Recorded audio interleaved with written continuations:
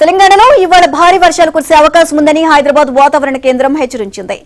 5 జిల్లాలకు yellow alert జారీ చేసింది. ఆదిలాబాద్, ఆసిఫాబాద్, మంచిర్యాల, నిర్మల్, నిజామాబాద్ జిల్లాలో అక్కడక్కడ భారీ వర్షాలు కురిసే అవకాశం ఉంది అని తెలిపింది.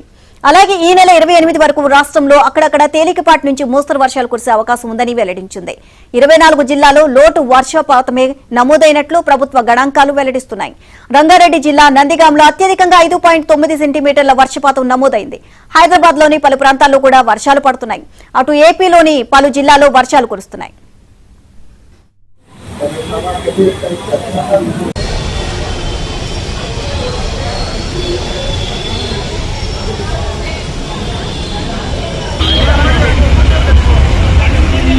అక్కడక్కడ భారీ వర్షాలు కురిసే అవకాశం ఉంది అని తెలిపింది.